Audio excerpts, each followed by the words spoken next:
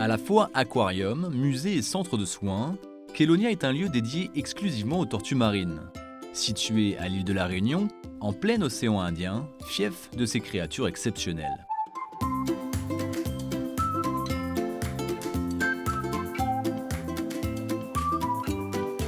Francis Schneider est vétérinaire. Il vient régulièrement contrôler la santé de chaque individu.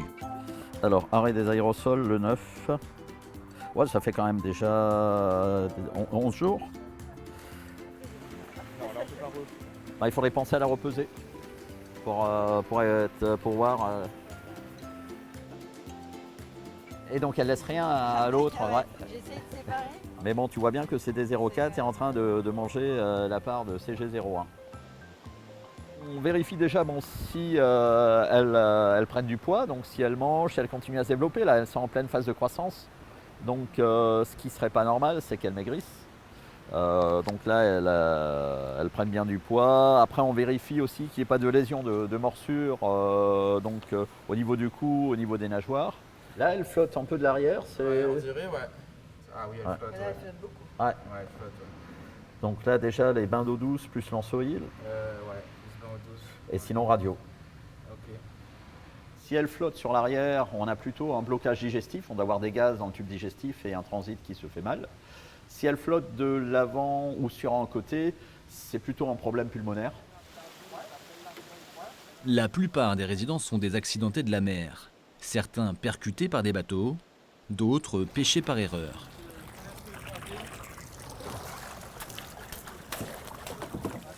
Ok, elle est belle. C'est mieux là, ouais. Ouais, non, ça tient bien parce que je l'ai opéré quand là, je l'ai opéré il y a 10 jours. Le 5 là, le 5-7.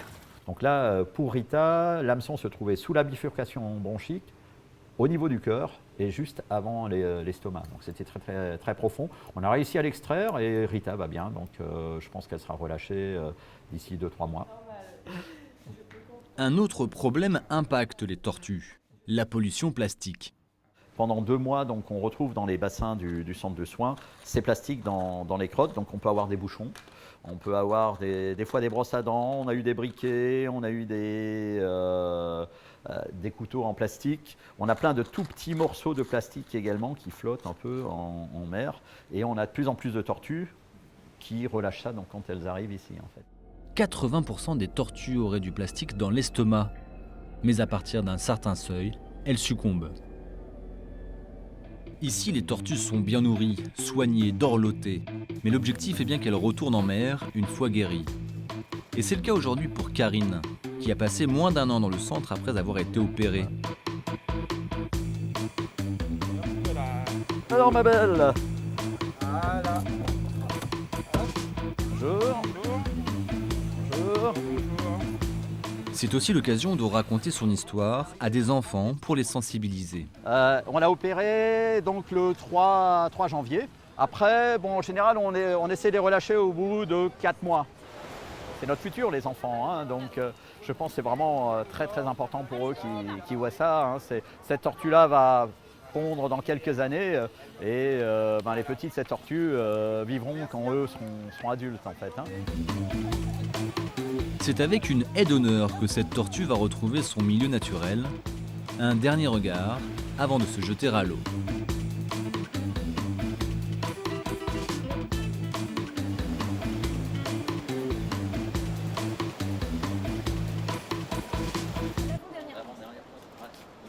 La journée n'est pas encore finie pour Francis.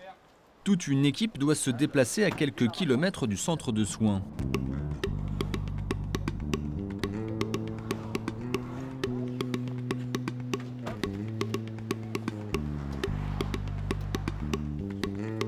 Une tortue a pondu ses œufs sur une plage, ce qui est assez rare à La Réunion.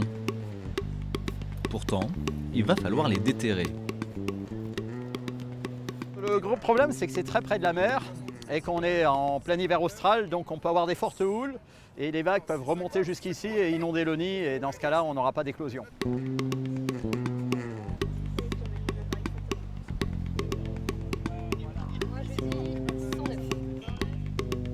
Des œufs soigneusement transportés vers le centre Kélonia pour être à nouveau enterrés à l'abri des vagues cette fois.